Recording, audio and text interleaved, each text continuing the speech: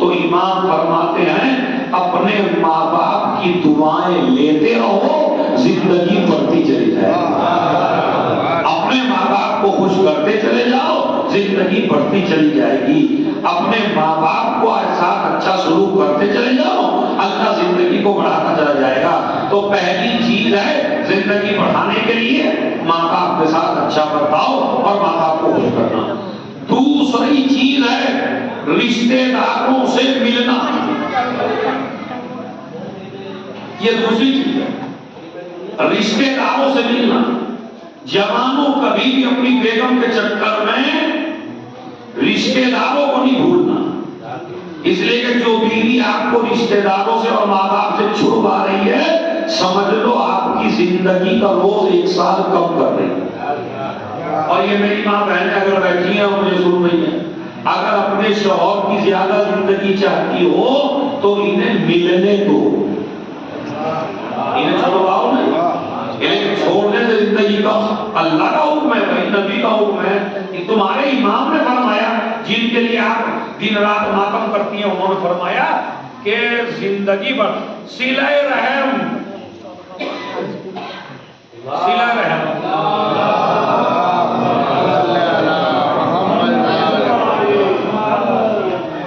میرے خیال میں کافی۔ اگر یہ نہ بھی چلے تو آپ اپنی جگہ بیٹھے رہیے، کیونکہ ماشاءاللہ اتنا زیادہ مجمع کے لیے میری آواز اتنی ہے کہ آپ چاہتی رہے گی۔ صلوات اللہ۔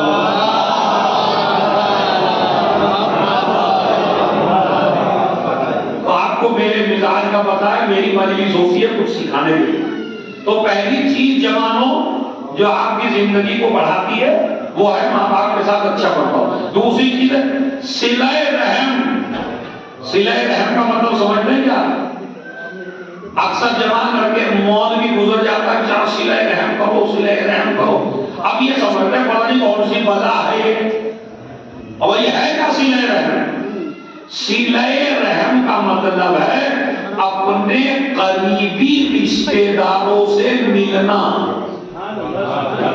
ان سے کانٹیکٹ کرنا، یہ ہے صلہ رحم کا مطلب۔ یعنی جو اماں کے رشتے دار ہیں ان سے ملنا اور جو ابا کے رشتے دار ہیں ان سے ملنا۔ اس کو کہتے ہیں پھوپھی سے، ماموں سے، چچا سے، خالو سے۔ آج کل ہمارے یہاں یہ فیشن پیدا ہو گیا کہ تھوڑی سی 1 لاکھ 1.5 لاکھ لڑکے کی تنخواہ کیا ہوئی، ماموں سے ملنا چھوڑ دیا، پھوپھیوں سے ملنا چھوڑ دیا۔ ہمارا اسٹیٹس نہیں ہے کہ ہم ایسے لوگوں سے ملیں۔ آپ نہیں جانتے جو اسٹیٹس بنانے والا ہے وہی اسٹیٹس بگاڑنے والا ہے۔ سلمان بھیجے محمد والے بابا۔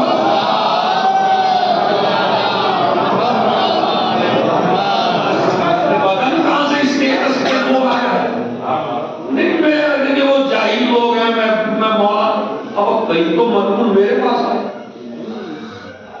مولانا میں پورے کنبے میں سب سے زیادہ پڑھا لکھا آدمی، میں جلدی سے اپنے کسی رشتے دار میں جاہل، میں نے کہا بھیا وہ جاہل نہ رہتے تو آپ عالم کیسے بنتے؟ ان جاہلوں نے تو آپ کو عالم بنایا۔ کبھی کبھی لڑکا پڑھا لکھا ہوتا ہے، باپ پڑھا لکھا نہیں ہوتا۔ باپ ہے بیچارہ کھیت میں کام کرنے والا کسان، اور لڑکا ہو گیا یار 2-2.5 لاکھ کمانے والا، 2-2.5 لاکھ روپے تنخواہ ہے، اور اسے سندر نگری میں اور دلی میں بڑا سلام کیا جاتا ہے، اور ہر جگہ اسے جگہ دی جاتی ہے۔ اب ابا پھٹی پرانی میں اگر آ جائیں تو اب اس کا اسٹیٹس اتنا ہائی ہو گیا کہ انہیں ابا کو ابا کہتے ہوئے شرم آ رہی ہے، انہیں رشتے دار کو رشتے دار بتاتے ہوئے شرم آ رہی ہے۔ اب ابا آ گئے تو بیچارے دیہاتی میں بولنے لگے، ابا بیچارے آفس میں ملنے کے لیے پہنچ گئے، اب وہ اسٹیٹس آ رہی ہو تو یہ کون ہے؟ کہاں یہ رشتے دار ہے؟ یہ تو کوئی تو ایسے بھی مضمون ہے جنہوں نے نوکر تک بتا دیے باپ کو یہ ہمارا نوکر ہے۔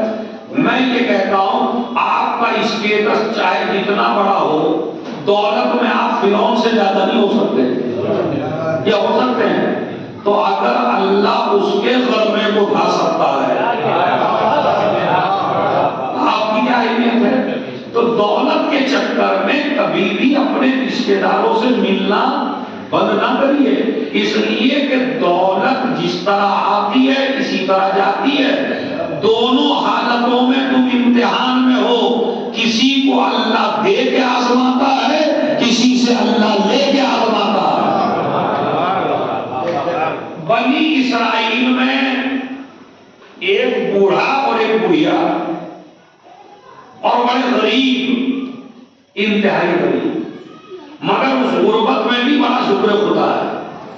ایک پروردگار تو عزت کے ساتھ دو روٹی دے رہا ہے، میرے معبود اس کا شکریہ ممکن نہیں۔ بہت زیادہ اللہ کی عبادت کرتے ہیں دونوں، ایک بڑھیا اور ایک بوڑھی بنی اسرائیل۔ اللہ سے کہا پروردگار ہمارا بھی اقتصاد مضبوط کر دے، ہمیں بھی دولت دے دے، ہمیں بھی پیسہ دے دے۔ اللہ نے قبول کر لیے، اور قبول کر کے کہا، ایک فرشتہ نازل ہوا اور اس فرشتے نے آگے کہا کہ 30 سال تو تم سب سے بڑے رئیس رہو گے دنیا میں، اور 30 سال تم بالکل غریب رہو گے، مگر اختیار تمہارا ہے 30 سال شروع کے غربت کے لوگے یا 30 سال آخر کے دولت کے لوگے۔ اب یہ بتاؤ، شروع میں رئیس بننا چاہتے ہو یا شروع میں غریب بننا چاہتے ہو؟ اچھا اگر میں آپ سے کہوں اور اللہ آپ سے کہلوائے تو آپ کیا کریں گے؟ اگر آپ سے ہی کہا جائے جوانوں اور اللہ کہلوائے جبریل کے ذریعے کہ ہدایت تم 15 سال رئیس رہو گے، 15 سال امیر، 15 سال غریب، 15 سال رئیس کریم، میں پوچھ رہا ہوں ذرا بولیے تھوڑا سا کلاس کی طرح، کیا کہیں گے بھائی ہم؟ اچھا شروع کی ہمارے ذہن میں کیوں آ رہی ہے؟ شروع کی اس لیے آ رہی ہے کہ جب دولت آئے گی تو جمع بھی تو کرواتے رہیں گے۔ کوئی تو 30 سال کا حساب ہے، وہ 30 سال کا انہی 30 سال میں سیو کر لیں گے، محفوظ کر لیں گے۔ لیکن مجھے پتا تھا آپ کا جواب یہی ہوگا، لیکن آپ نے اللہ کے وعدے کو سمجھا ہی نہیں۔ اللہ کیا کہہ رہا ہے؟ 30 سال رئیس رہو گے، 30 سال غریب رہو گے۔ ہم کیا سمجھ رہے ہیں؟ شروع کے 30 سال رئیس رہیں تاکہ خوب دولت جمع کر لیں ان اگلے 30 سالوں کے لیے جن میں غریب رہیں گے۔ نہیں، چاہے کہیں بھی یہ دولت رکھ لیجئے، یہ بچنے والی نہیں ہے، اس لیے کہ جب اللہ نے ارادہ کر لیا مجھے غریب کرنے کا،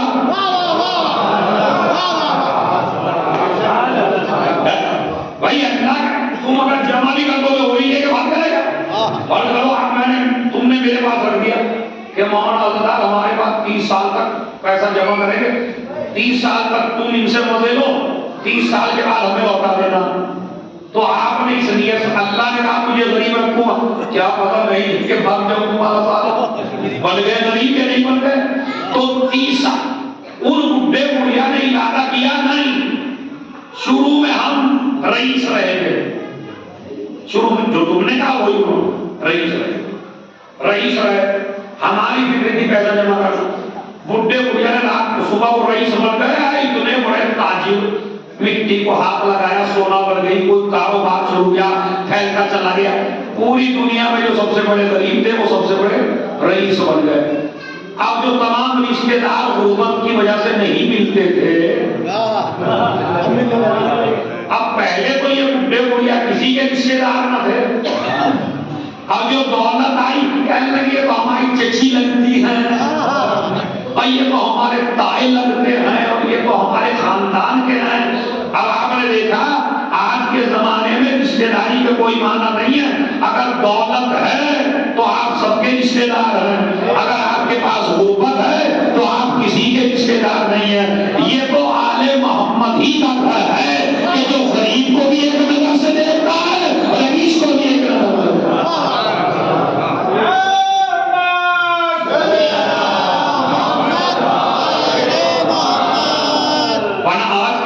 بدل گئی، غریب الگ فقیر۔ چلیے بوڑھے بڑھیا نے ارادہ کیا، دوست توجہ چاہتا ہوں، بوڑھے بڑھیا نے ارادہ کیا کیا کہ بھائی شروع میں رئیس رہیں گے، رئیس بن گئے، رئیس بنے تو انہوں نے تمام فقیروں کو بلا لیا، تمام رشتے داروں کو بلا لیا، تمام مومنوں کو بلا لیا، تم کو بچے میں فیس کی ضرورت ہے، پیسے کی، لو بھائی، یہ بھوکے، لو بھائی، کسی کی بیٹی کی شادی، لو بھائی۔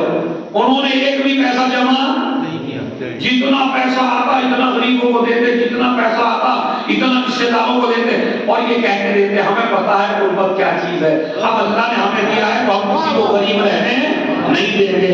ادھر کی غربت بھی دور کی، ادھر کی غربت بھی دور کی، ادھر کی غربت بھی دور کی۔ بوڑھا کہنے لگا بڑھیا سے، اب 30 سال ہو گئے ہیں ہم رئیس تھے، اب ذرا غربت کے لیے تیار ہو جاؤ۔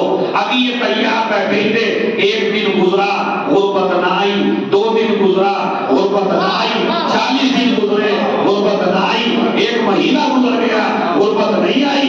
کہنے لگے پروردگار تو نے وعدہ کیا تھا 30 سال کے بعد غریب کروں گا، مگر ہمارے پاس تو دولت ہی دولت ہے۔ کہا ارادہ تو میں نے کیا تھا تمہیں غریب کرنے کا، لیکن تم میرے بندوں پر اتنا احسان کر چکے ہو، رشتے داروں کو اتنا کر چکے ہو، تو مجھے شرم آتی ہے جو میرے بندوں پہ اتنا مہربان ہو، اب اسے میں غربت نہیں دوں گا، تمہیں زندگی بھر رئیس رکھوں گا۔ سلام بھیجے محمد اللہ۔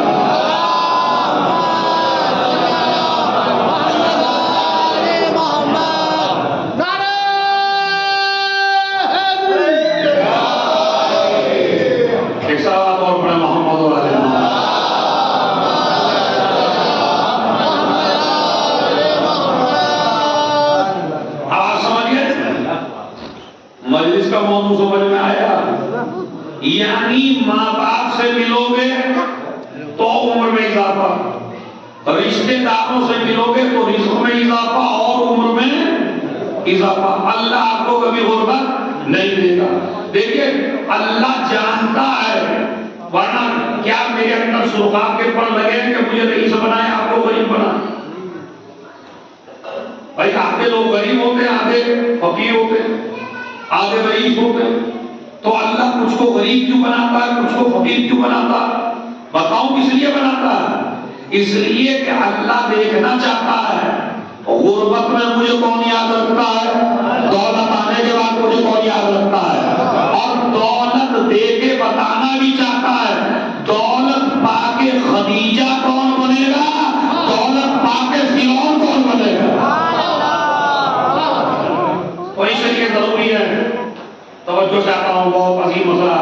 تو پہلی چیز بس یاد رکھیے، پہلی چیز کیا ہے؟ زندگی بڑھانے کے لیے کون سی چیز ہے بھائی؟ ماں باپ۔ دوسری چیز رشتے داروں سے، پھوپھیوں سے، ماموں سے، خالوں سے، چچاؤں سے، وہ اگر تم سے رابطہ توڑ لیں تب بھی تم ان سے رابطہ نہیں توڑنا، تو یہ آپ کی زندگی کو بھی اضافہ کرے گا اور آپ کے رزق میں بھی اضافہ کرے گا۔ تیسری چیز جو انسان کی عمر بڑھاتی ہے وہ یاد رکھیے، ماں باپ، رشتے دار۔ تیسری چیز ہے امانت داری، امانت میں خیانت نہ کرنا۔ اس لیے کہ جس امام کی شہادت کی شب آج ہے، امام موسیٰ کاظم علیہ السلام،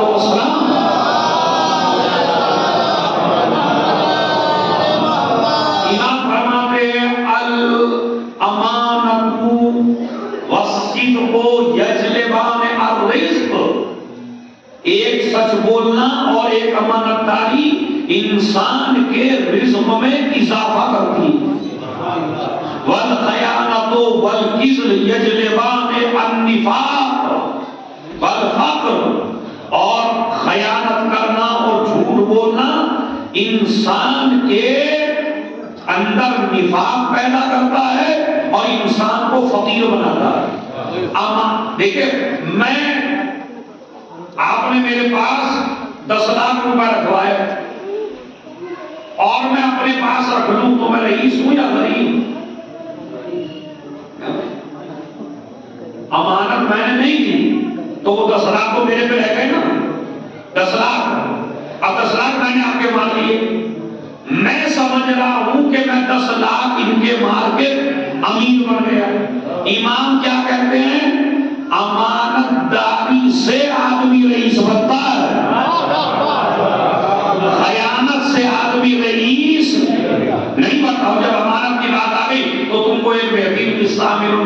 قصہ سناتا ہوں، صلوات مولانا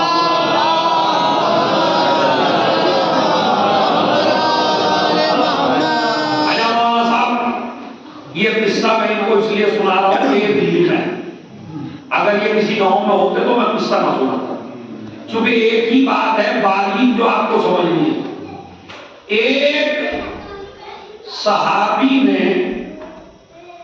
ایک صحابی کے پاس 1000 روپیہ رکھا امانت کے طور پر،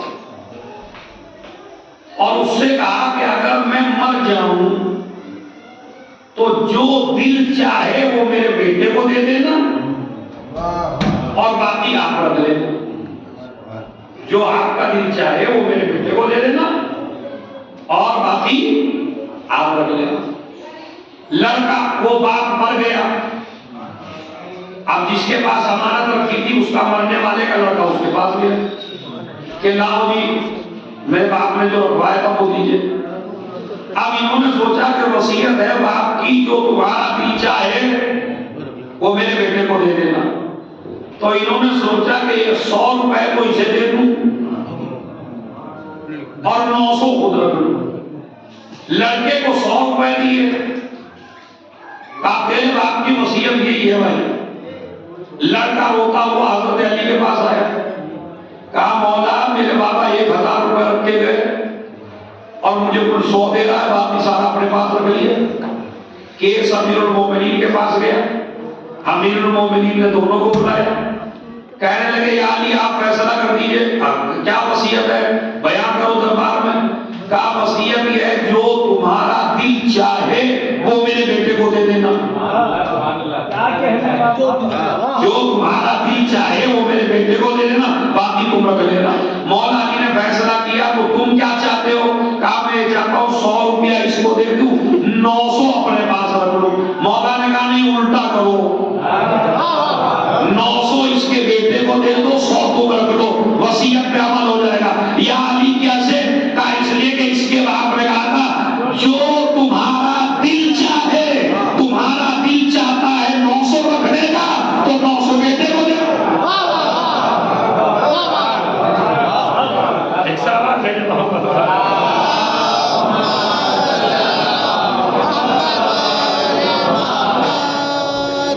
یہ حضرت علی کا فیصلہ ہے، رسالات میں محمد اور آل محمد۔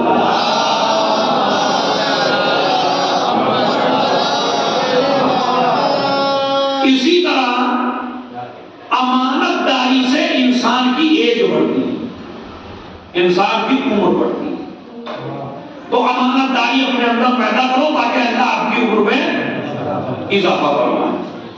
اچھا امانت دار بھی 2 طریقے کے ہیں بھائی، بڑی خدا کی قسم مجلس بڑی علمی ہوتی جا رہی ہے۔ امانت داری ایک تو امانت دار وہ ہے، آپ میں سے ہر آدمی جو مجلس میں بیٹھا ہے وہ قسم کھا کے کہتا ہے مولانا زدار صاحب ہم جتنے بھی مجلس میں بیٹھے ہیں آج تک ہم نے کسی کے ساتھ خیانت نہیں کی، کسی کا 100 روپیہ بھی نہیں مارا، کسی کا 50 بھی نہیں مارا، کسی کا 1000 روپیہ بھی رکھا۔ ممکن ہے، ممکن ہے۔ ہم سب امانت دار بیٹھے ہیں یہاں مجلس میں۔ اگر امانت داری کے معنی خالی وہ کوئی پیسہ دے اور وہ آپ نے رکھ لیا تو خیانت ہے، لیکن ہم میں سے بڑے بڑے خیانت کار ہیں۔ ہم نے پیسہ تو نہیں مارا کسی کا، لیکن امام فرماتے ہیں خیانت کار اسے نہیں کہتے خالی جو پیسہ مار لے، خیانت کار اسے بھی کہتے ہیں جو اپنے مومن کا راز کھول دے۔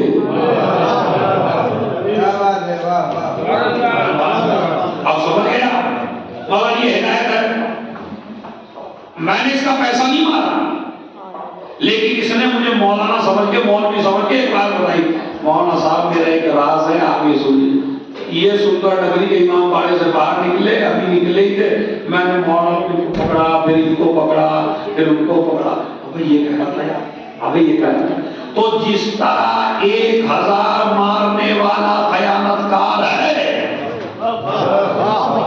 اسی طرح مومن کا راز کھولنے والا بھی خیانت کار ہے۔ تو ہم میں سے پیسہ مارنے والے خیانت کار تو بہت کم ہیں، لیکن مومن کو ذلیل کرنے والے، ان کا راز کھول کے خیانت کار بننے والے ہزاروں ہیں ہمارے یہاں۔ ہم کسی کا راز، اسی لیے ایک حدیث سناتا ہوں آپ کو، بسم اللہ الرحمن الرحیم، جو انسان من غسل مؤمنا میتا، جو انسان کسی مومن کی میت کو غسل دے، خرج اللہ من ذنوبہ، اللہ اسے گناہوں سے ایسے نکال دیتا ہے جیسے ماں کے پیٹ سے ابھی پیدا ہوا ہے۔ کون بھائی؟ جو کسی مومن کو، مثلا ایک عورت مر گئی اور ایک عورت نے اس کو غسل دے دیا، تو اللہ اس غسل دینے والی عورت کو گناہوں سے ایسے پاک کر دیتا ہے جیسے آج ہی اس کی ولادت ہوئی ہو، یعنی اس کے ذمہ کوئی گناہ نہ ہو۔ اسی طرح ایک مومن مر گیا، آپ یہ جمع کرتا اٹھا، اس نے اسے غسل دے دیا، تو ایک مومن کو غسل دیا تو اللہ کہتا ہے میں نے تجھے گناہوں سے، انہوں نے میرے مومن کو پاک کیا تو میں تجھے گناہوں سے پاک کر رہا ہوں۔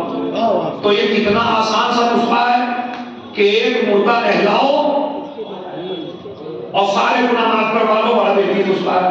مگر مسئلہ نہلانے کا نہیں ہے، مسئلہ ہے کہ جو انسان کسی میت کو غسل دے اور میت کی بات کسی دوسرے سے نہ بتائے، یہ ہے مین۔ ایک عورت نے ایک عورت کو غسل دیا، اب جو اپنے گھر پہنچی اپنے شوہر، ہائے ہائے ہائے توبہ توبہ توبہ توبہ، اچھی بڑی بدبو آ رہی تھی یار، تو میں ماسک پہن کے غسل دیا، گئی ختم۔ اب یہ خیانت کار ہے، اس نے ایک مومن کی مرنے کے بعد توہین کی ہے، اب اللہ اس توہین کا بدلہ لے گا۔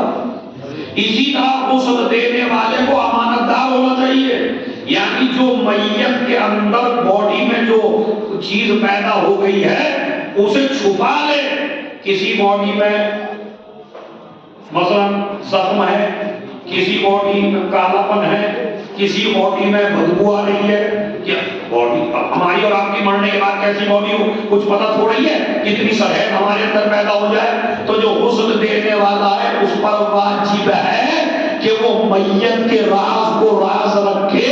اب اگر راز رکھ کے غسل دے گا تو میں تیرے سارے گناہوں کو معاف کروں گا، تو نے میرے بندے کا راز چھپایا، اب میں تجھے ذلیل نہیں ہونے دوں گا۔ سلامات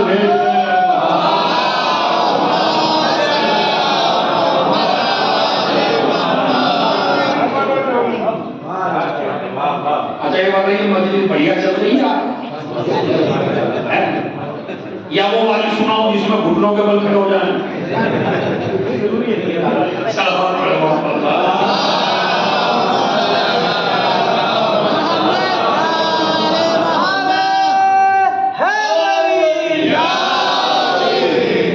دیکھیں میرے سے دونوں آتی ہے، میرے سے وہ شاعروں والی مجلس بھی آتی ہے، وہ جو حلق سے تمہارے بات پوچھ لیتے اور اگر نہ دے تو کہاں بیٹھے آپ، ارے کیا سن رہے آپ، ارے بیچارے کا بی پی ہائی ہو جاتا، اس کا مرنے کو ہو جاتا اگر آپ داد نہ دیں۔ تو خیر مجلسوں کا یہ ماحول نہیں ہے۔ جب سے شاہی لوگ منبر پہ آنے لگے تب سے معاملہ سارا بگڑ گیا۔ تو ذرا بھیا تھوڑا سا بہتر ہے کہ آپ لوگ مجلس کو مجلس رہنے دیا کریں۔ مجلس یعنی کچھ سیکھ کر یہاں سے، تو اب آپ کو سیکھنا۔ پہلی چیز مجھے بتائیے، پہلی چیز جو آپ کی زندگی کو بڑھاتی ہے وہ کیا ہے؟ ماں باپ کی، بہت اچھا بتاؤ۔ دوسری چیز دور اپنے رشتے داروں سے ملنا۔ تیسری چیز امانت۔ چوتھی چیز سنیے مجلس کا، چوتھی چیز ہے فَإِنَّ زِيَارَةَ الْحُسَيْنِ يَمُدُّ فِي الْعُمْرِ۔ جو انسان یہ چاہتا ہے کہ اللہ اسے لمبی زندگی دے تو وہ حسین کی زیارت کو چلا جائے، اللہ لمبی زندگی دیتا چلا جائے۔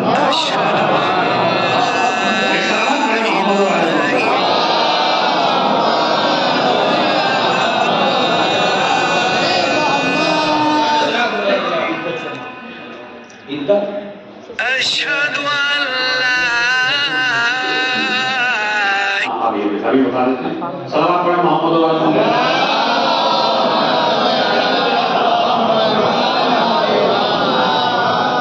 زیارت الحسین، حضرت حسین ابن علی کی زیارت انسان کی عمر میں اضافہ کرتی ہے. بلکہ روایت میں موجود ہے جتنے دن آپ کو لگتے ہیں کربلا کے آنے جانے میں، مثلا آپ چلے اور آپ کو 1.5 مہینہ لگ گیا، اور پھر اگلے سال گئے پھر 1.5 مہینہ لگ گیا، پھر اگلے سال گئے پھر 1.5 مہینہ لگ گیا، تو امام فرماتے ہیں اللہ ان دنوں کا شمار اس کی عمر میں نہیں کرتا.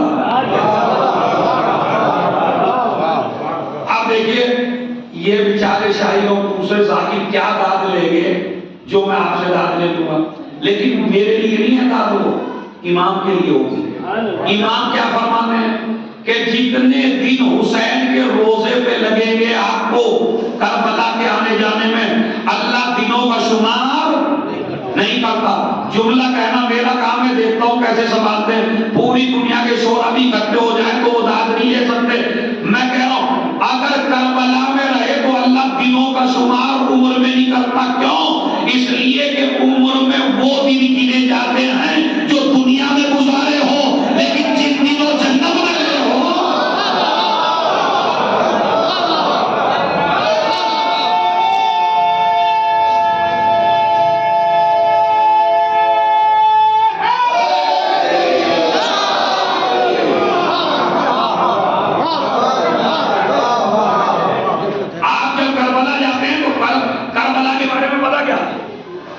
اگر آپ چاہیں کہ جنت میں جائیں تو آپ ہمارے سنی بھائیوں سے پوچھئے، یہ مل جائیں گے گلی میں. ہمارے سنی بھائی ہیں اور ان کا بھی بڑا احترام کرتا ہوں، وہ مجھے مانتے ہیں، میں ان کو مانتا ہوں، ہمارے بھائی ہیں. لیکن ان کے یہاں بھی آپ پوچھئے کہ جناب جنت میں جائیں تو کیسے جائیں؟ کہاں مرنا پڑے گا. جنت میں جانے کے لیے آپ کو مرنا پڑے گا. مرے بغیر جنت میں ہے یا نہیں؟ یہی مسئلہ ہے کہ جب تک مریں گے نہیں تب تک جنت میں آپ نہیں جا سکتے. بریلیوں سے پوچھئے وہ یہی کہیں گے، دیوبندیوں سے پوچھئے یہی کہیں گے، امام ابو حنیفہ والوں سے پوچھئے یہی کہیں گے. اب یہ ہے کہ ہمارے پاس شیعوں سے پوچھئے جو جاہل ہیں وہ بھی یہی کہیں گے ارے بھائی جنت و جہنم تو مرنے کے بعد ہے، مرنے سے پہلے. بالکل غلط ہے. مذہب شیعہ میں جنت زندگی ہی میں ہے. تم اپنے وطن سے کربلا چلے جاؤ. یہ دیکھیں کربلا روضۃ من ریاض الجنہ، جنت کی زمینوں میں سے ایک زمین کربلا ہے.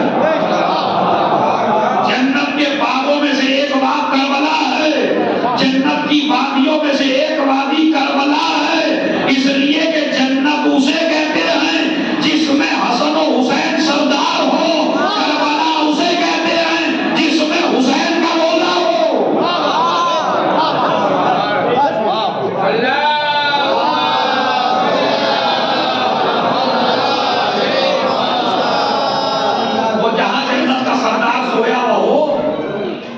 تو وہی تو جنت کی زمین ہے. تو کربلا عام مٹی نہیں ہے، کربلا عام زمین نہیں ہے. ایک بادشاہ نے ذرا سنا دو آپ کو یہ بڑھیا جگہ. سلام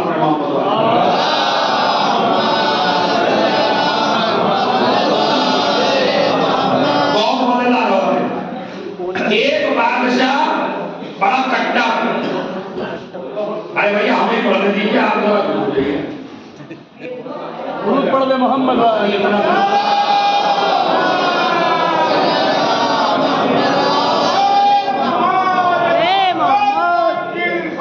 تو آدمی میں خود ہی شعور ہونا چاہیے کہ جب مجلس ہو رہی تو ہم کھڑے بات کرنا، تو بات کرنی آپ سڑک پہ جائیں. صلوات پڑھیں محمد علیہ.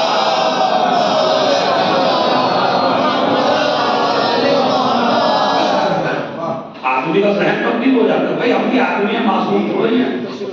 کہا ادھر اپنی شروع کی. تو جنت کربلا جنت کا. تو ایک بادشاہ بہت بڑا ظالم تھا، اس کے کئی وزیر سنی، ایک وزیر شیعہ، سارے وزیر دشمنان اہل بیت، لیکن وہ سنی ہوتا ہے، وہ دشمن اہل بیت نہیں ہوتا۔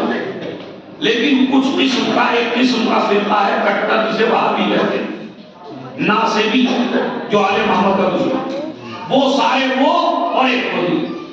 اسے کربلا عراق کا کوئی کام پڑ گیا اور عراق کا کہ عراق جاؤ فلاں کام کے لیے، اب وہ بڑا خوش ہوا کہ بھائی مجھے اس بہانے کام بھی ملا اور اپنے مولا کی زیارت کو کیا۔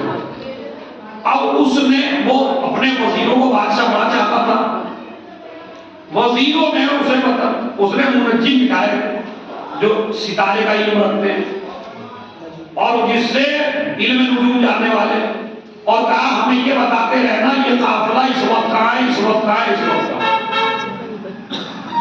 تو انہوں نے بتایا کہ اس وقت آپ کا قافلہ بغداد میں ہے، اور اس وقت آپ کا قافلہ یہاں ہے، اور اس وقت کوفے میں ہے، اور اس وقت فلاں جگہ ہے۔ اور ابھی 3-4 دن کے بعد آئے کہنے لگے انا للہ و انا الیہ راجعون۔ اب کیا ہوا؟ اب تمہارے سارے وزیر مر گئے، وہ جنت میں ہیں،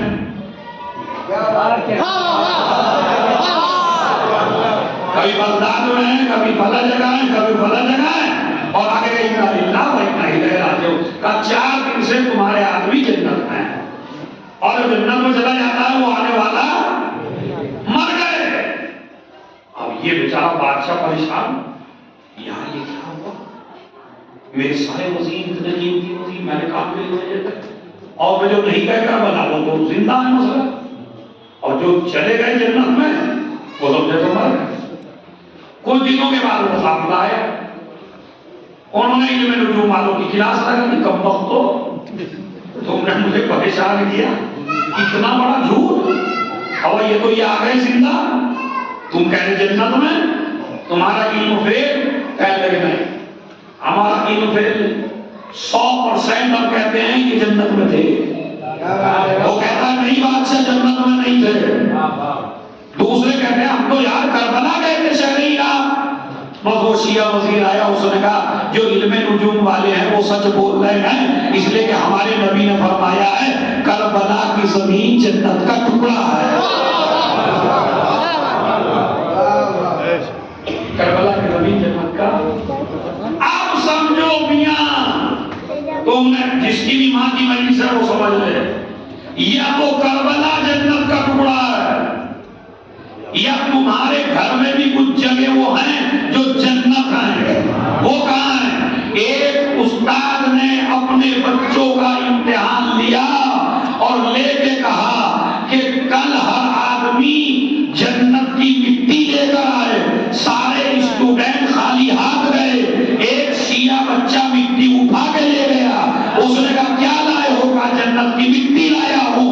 دوسرے اسٹوڈنٹ بگڑ گئے کہ ہمیں تو جنت کی مٹی کہیں ملی نہیں، تجھے جنت کی مٹی کہاں مل گئی؟ کہا نبی نے فرمایا ہے کہ ماں کے قدم کے نیچے جنت ہے، میں جہاں جہاں میری ماں قدم رکھتی چلی جاتی تھی وہاں سے میں زمین اٹھا کے لے سلامات بھیج دے۔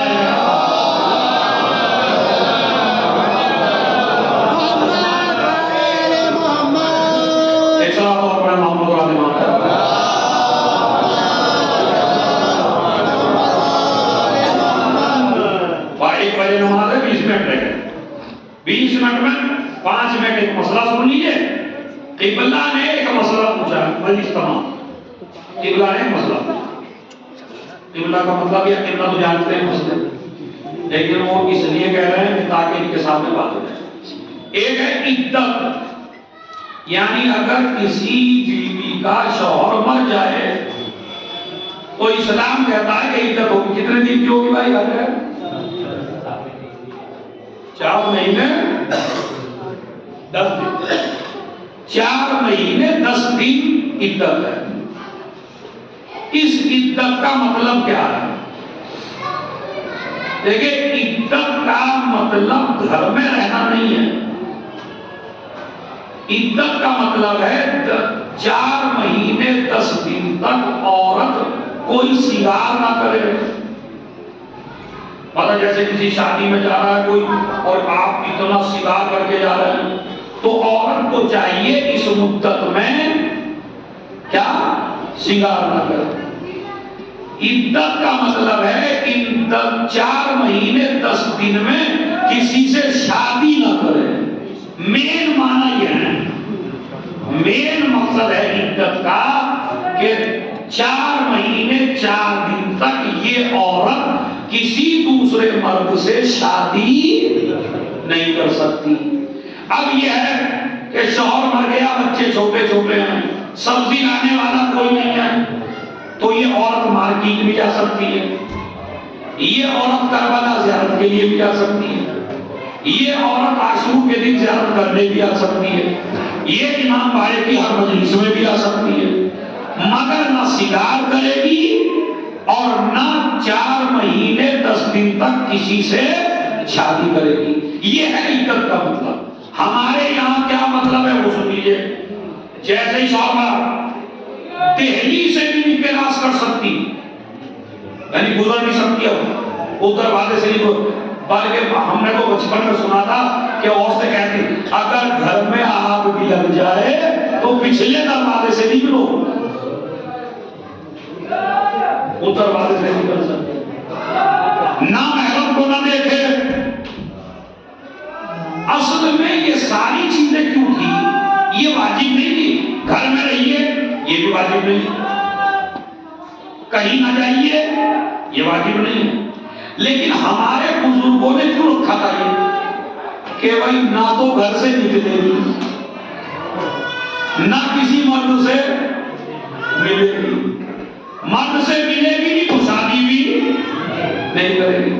لیکن مجھے آپ ذرا سوچ کے بتائیے، اب آپ کے گھر میں رہنے کا بھی کوئی فائدہ نہیں جب ہاتھ میں موبائل ہے تو اب گھر میں رہنے سے آپ کے کیا فائدہ؟ لڑکی ایک لڑکے سے کانٹیکٹ پیدا کرتی ہے اپنے کمرے سے، کمبل سے، اماں سوچ رہی ہے سو آئے میرا بیٹا، وہ کیمرہ چلا ہے پتہ نہیں کیا کر دے گا. تو اب ایسا مسئلہ نہیں ہے کہ عورت کی عدت کا مطلب ہے کہ عورت گھر میں رہے، نہیں. آپ نہ تو کسی سے شادی کر سکتی، نہ آپ سنگار کر سکتی، اور نہ آپ کسی نامحرم مرد سے مل سکتی. ملنے کا مطلب یہ نہیں کہ بات نہیں کر سکتی، نہیں، بات کر سکتی ہیں، بول سکتی ہیں، حجاب میں پورے پردے میں، چہرے کا پردہ واجب نہیں ہے، بالوں کو چھپا کے دوپٹہ ڈال کے آپ اپنے چچا سے، تایا سے، ماموں سے، رشتے دار سے، سبزی والے سے، اس سے اس سے آپ سب سے بات کر سکتی ہیں. لیکن وہ نکاح نہیں کر سکتی 4 مہینے 10 دن. یہ ہے عدت کا مطلب. ہمارے لوگ احتیاط کرتے تھے کہ بھائی اسے گھر میں ہی بند کر دو بس اتنی مدت کو، تاکہ یہ کہیں نکلے ہی نہیں. ہمارے کیا کہتے ہیں کہ پیر پکڑتا ہے آدمی تو پہنچے تک پہنچتا. تو پہلا ہے کہ مطلب بھائی جب میں یہیں سے نہیں پکڑنے دوں گا تو یہاں تک کون آئے گا؟ تو اس لیے کہتے تھے یہیں پر روک دو، اس لیے کہتے تھے گھر میں رکھو، ورنہ گھر میں رہنا واجب. اگر کوئی عورت بیوہ ہو گئی ہے تو اپنے سارے کام روٹین کے کر سکتی ہے، کوئی حرج نہیں ہے. ایسا بات پڑے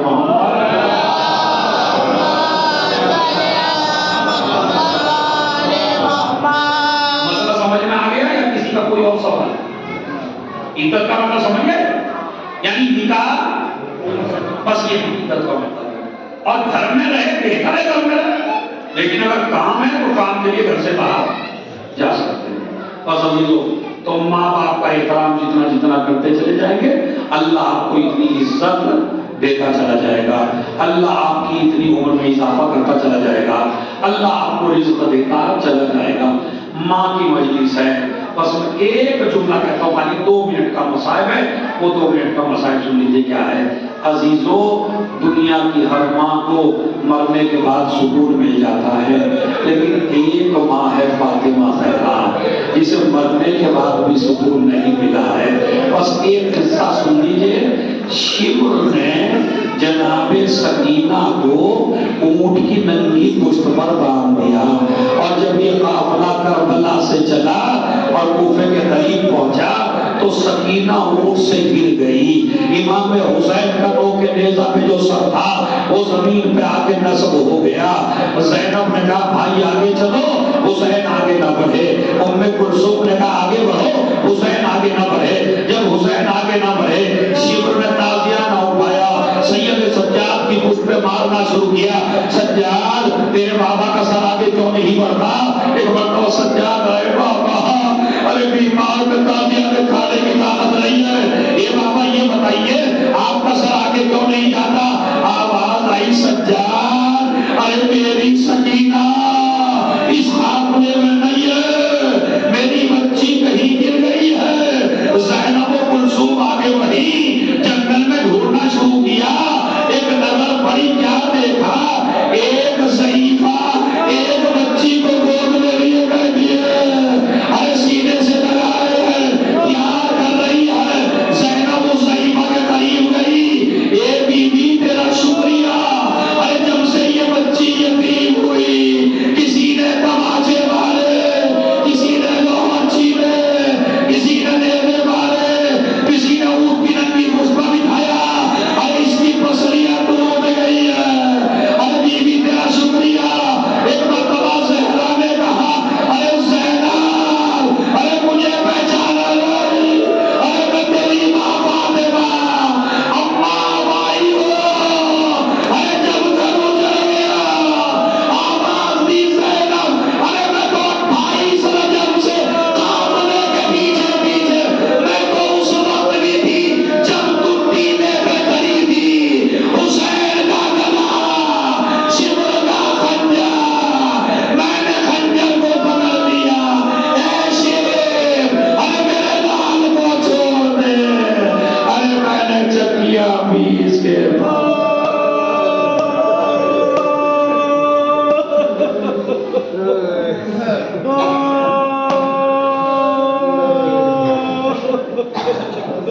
سیعلم الذین ظلموا